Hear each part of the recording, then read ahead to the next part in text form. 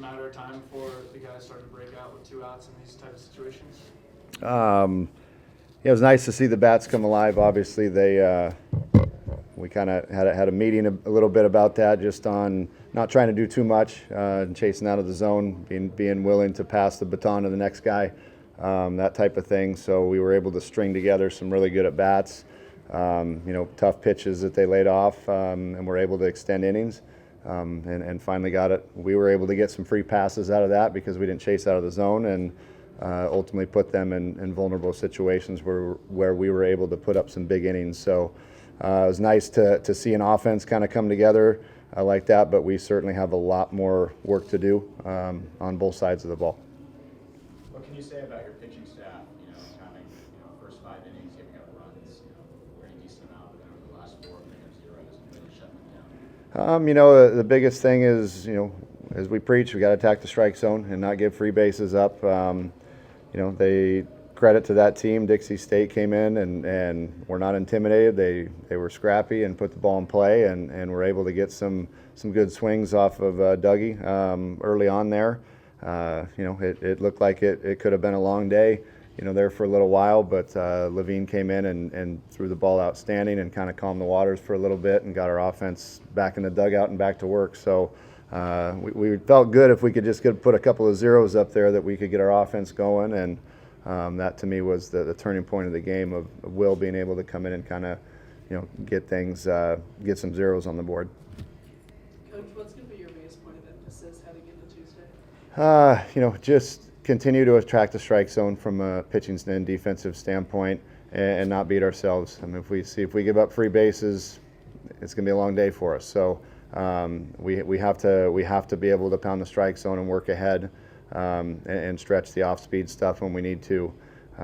Defensively, I thought we played pretty well for the most part. Hossie lost the ball in the stands there on the double play ball, but other than that, defense played pretty well this weekend. I was pleased with that.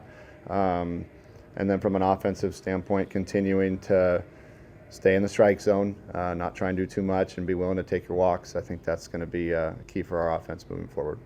Is it good to get the series out of the way, the first series, to see where you're at? Absolutely. For me, it was a big weekend for me personally, obviously, to get some experience in the dugout and making decisions, which there were a lot of them to be made at times, but also from a team standpoint, seeing who you can all. When you play inter-squad so long, you kind of get a false sense of who can do what, I think, and then when the games actually start and there's people in the stands and adrenaline kicks in, you find out who's capable of doing certain things. And, not that this is the end-all be-all, it's one weekend, but it's nice to have an idea of who's capable of doing some certain things and who is able to step up in certain times. But, a great opportunity to get Boyd back in the game, get Glennie back in the game, Jared Glenn and Boyd Vanderkoy, who've been rehabbing extensively, trying to get healthy back again. It was really, really great to see those two be able to contribute this weekend. I know the fans weren't too excited when I had to go get Boyd, but we had him on a pitch count, so sorry. That had made everyone stand out there for another 10 minutes, but just really, really great to see those two contribute and be a part of this thing again. Coach, obviously, you started Will Rogers with knowing his capabilities, but could you have expected a performance like today? Yeah.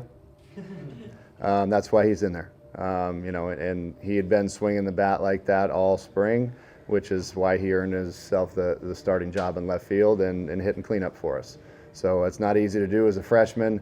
I think, the moment got a little big for him in the first couple games and wheels were spinning a little bit, but he was able to settle down today off a left-hander and kind of have a good couple at bats, and you can just see the positivity coming right back into him and understand, yeah, I can do this. And he finally, again, didn't chase out of the zone, got a pitch he can handle, and I mean, he hit one that's still going, I think, and then, the other one, he didn't hit it all that good, but he's so strong, he was able to hit the grand slam in the bullpen without even really getting much of it for his power's sake. So, he's capable of doing some great things, which is why he's in the lineup.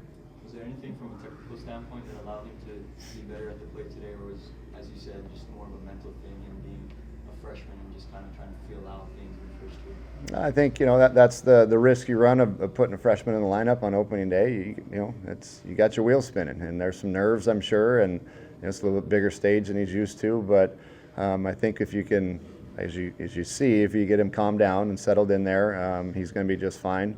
But from a technical standpoint, just keeping him in the strike zone, that's his biggest thing. Is he hadn't seen those pitches in that situation before, but now he's got some experience and is able to put a few at bats under his belt and make some adjustments. And today he swung at strikes. So when you swing at strikes, good things usually happen. 3 games, obviously not a huge sample size, but is there kind of a surprising aspect of the team that you noticed? Well, we knew we were going to have to use a lot of different guys, and our pitching staff is aware of that. Especially early on, our coaching staff is very conscious of keeping our arms healthy, and guys are on certain pitch counts, so we're very careful with. We can't afford to have anybody go down. Otherwise, it's going to make things a lot tougher. So we're very careful on, especially early on. Everyone's got to get involved. We have a lot of games here early on. Here in the next couple weeks, we play a lot of baseball games. So guys are going to have to step up and contribute. So we have to get them in the lineup, and we have to get them in games, and maybe in situations that aren't ideal. But hey, time to step up and put the big boy pants on a little bit. So. But that was the biggest thing, I think, is just we were able to get a lot of guys in there, which was good, and get them some experience. So hopefully guys are calm the nerves, and now we can just get to work. What about the job Willie did today, really coming in and calming things down on the mound? And was that a point in the game where you thought, I'm going to bring in one of my better relievers to make sure it doesn't get out of hand too quick? Well, I thought that was the turning point of the game. They were up 3. I think at that time we could not afford to get down any more runs by the way things were going. So yeah, we had to go to him a little bit earlier than we wanted to, but I felt that was with their lefties that had been torching us, all day. With those guys coming up, I felt that we could not afford to go any further and get any deeper of a hole there. So that was the turning point of the game. So you got to go with your best at that point in time, and I think he was our best arm available today at that point in time. So he did exactly what we were hoping he would do and put some zeros on the board. I figured if we could get a 0 or 2, our offense would hopefully, we were swinging the bats okay. I thought we'd scratch out some more runs, but he was able to put some zeros up, which helped.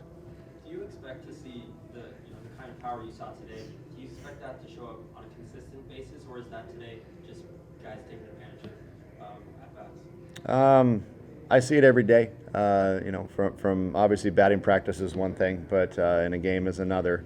And these guys are capable of hitting the ball out of the ballpark. We have, essentially all 9 guys in our lineup. If you make a mistake, it could go a long ways. And we have several guys on the bench that can hit the ball out of the yard too. So is that the style of play that's going to win day in and day out? No, it's not. I think we're going to have to be creative at times and hit and run and bunt and move guys over the way they did to us yesterday.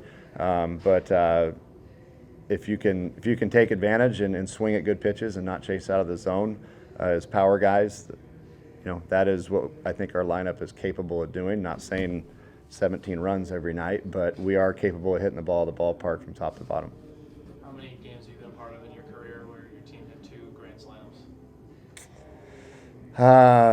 Not a ton, not a lot, but I mean it was nice to see. Obviously, there was, that game was still in question. Going into even really the bottom of the 6th there. When we put up a 6th spot, it was still dicey. Going into the 7th, and we needed to keep attacking and keep tacking on runs, which they did. So I was happy with that part of it, that they continued to not let down because we finally got a lead. They continued to put the throttle down, and that's what good offenses do.